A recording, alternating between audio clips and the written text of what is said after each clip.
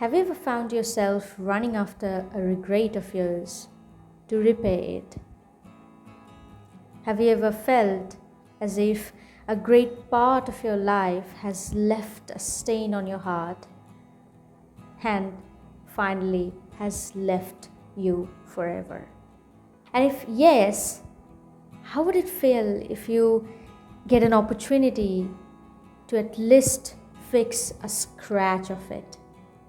Hi everybody, welcome back, and here I am with the book review of the Kite Runner. As promised on this video, the link would be there in the description. If you want, you can visit that as well.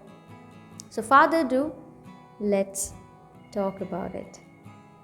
Amir and Hassan are two friends who are growing up together, who are playing with each other, who are sharing their secrets with each other, climbing trees, sharing their fruits, and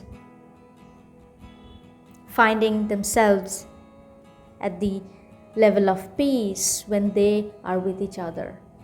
Sometimes they are at their best while helping each other. Sometimes one of them is pulling another's leg.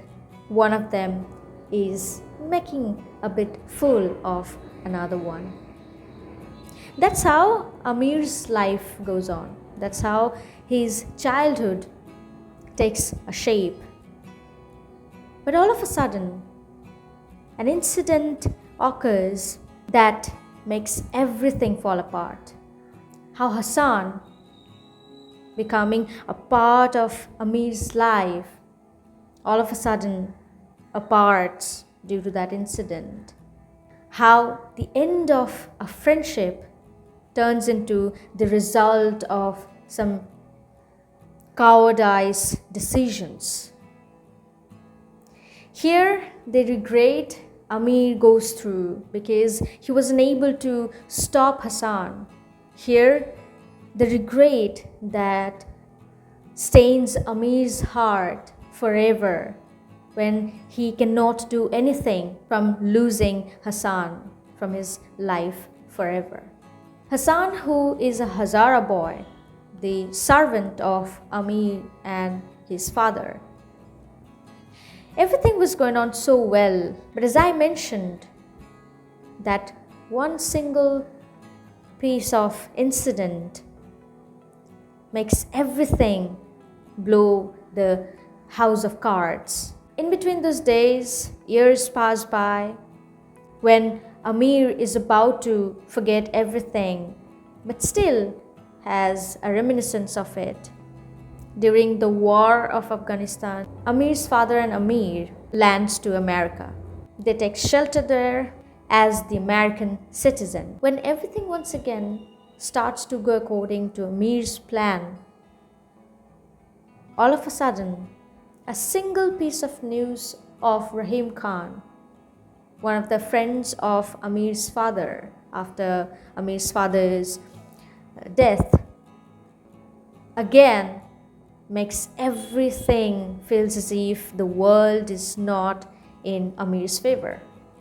He doesn't want to get back to Afghanistan. He really doesn't want to meet the same incident, the same mistake he made.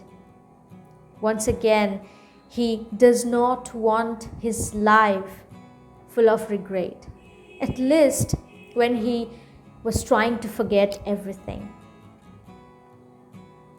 When he gets to know that during the war in Afghanistan, Taliban took place, and how Hassan, Amir's best friend, that's what he considered at least a part of his life, is no more. He gets to know how beautifully Hassan, his wife, and a small child of them, Shorab, starts to build their own dreams, starts to build their own house and their own hopes, but nothing really remains the same. When Rahim Khan requests Amir to save the little life of Shorab, In the middle, I've forgotten to say, Amir is already married and so many years passed by.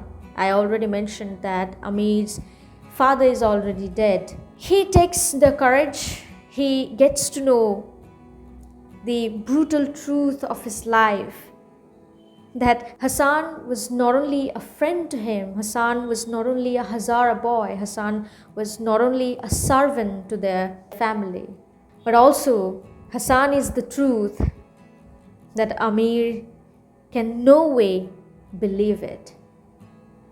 Anyway, he gathers courage and he decides to fly to the Afghanistan. He goes there, and coincidentally, when he meets Shorab, where he was, he gets to meet his past again. He gets to meet why Hassan and he fell apart. He gets to meet that excruciating pain for whom that person, that Amir, had to take the decision to tell a lie to make Hassan and his father leave their house forever. But this time, Amir decides not to make the same mistake again. He was more courageous than ever. He showed his bravery and he faced everything. He rescued Shorab from the leader of Taliban. He rescued Shorab from a life that didn't have any future.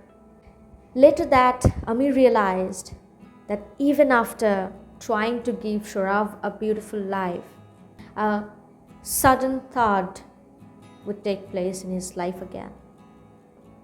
Shorab, the little boy who would try to kill himself, who would try not to live anymore. Not because he didn't want to live the current life, but because he wasn't able to face the torture anymore. How painfully it happens when a little child doesn't want to live, when a little child forgets the playfulness, when a little child who really doesn't remain a child anymore. However, anyway, for God's sake, Shorab remains alive. Shorab got another life back. And then Amir decides to take him to America. But as usual, Shorab was not getting accustomed to the new environment. He stopped talking to everybody. He was not able to do anything. And every react like this of Shorab reminded Amir of his painful decision. And he, within his mind, was regretting, thinking, what if he didn't really make Hassan leave the house? Probably he would have got the opportunity to live with him. He would have got the opportunity to be alive. He would have got the opportunity to live the life with Shorab once again. And Shorab would have also got the life the way he deserved. But as I mentioned in the beginning, if you remember, what would you do if you get an opportunity to at least repay something of whatever has happened to you? Kite runners, that were the names Hassan and Amir were famous for in the Kabul. Amir gets to leave the name again. One day, when Amir visits a festival with his family and takes Shorab there as well, he all of a sudden sees a bunch of kites flying in the blue sky. He decides to live the life again. He decides to remind himself of his childhood a bit again. There he goes. He tries to make Shorab interested in it. But anyway, he was not even looking at it.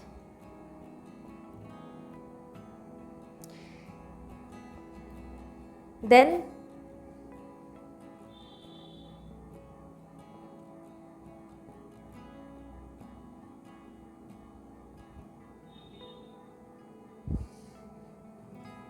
Then the moment comes and Amir tries to do the kite fighting and reminds himself of the day when he and Hassan were flying the kites. And when they won, how Hassan ran after the flying kites and how he proved his capability of being the great kite runner. Amir once again wins the kite fight and he repays his regret being another kite runner. Now in the middle, I really didn't want to give you any spoiler. I don't know how I've been able to describe the entire story. Like, I always love to give a different imagination to this sort of books. When I was reading it literally, there were so many incidents that I don't want to disclose anyway to you guys, because these moments are all our own. These moments should be realized when we are alone reading the book and crying a bit. When I was reading the book, I don't know what kind of emotions I went through, but all I remember, I cried. I cried when I saw how people died. I cried when I was finally realizing how it feels to repay a regret, at least to medicate it with love. So that's the thing. I don't want to stretch it a bit. I'm not satisfied how I've reviewed it because I'm not able to give you the spoiler. Give it a go. I finished it most probably a week ago, but because of my laziness, I couldn't give a book review.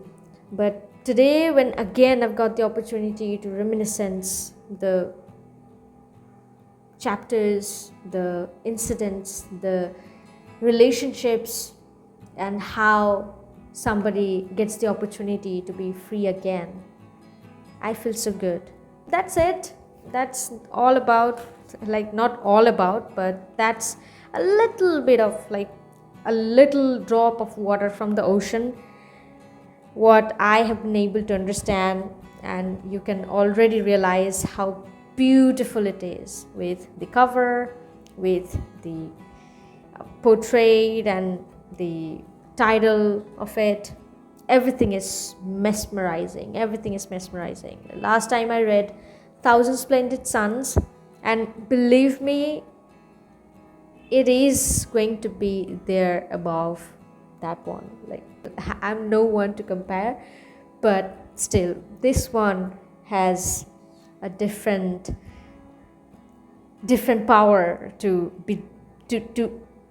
make a place in your heart. So that's it. It contains 343 pages, including the afterword and acknowledgement and all. But mainly it contains, the entire story contains 340 pages.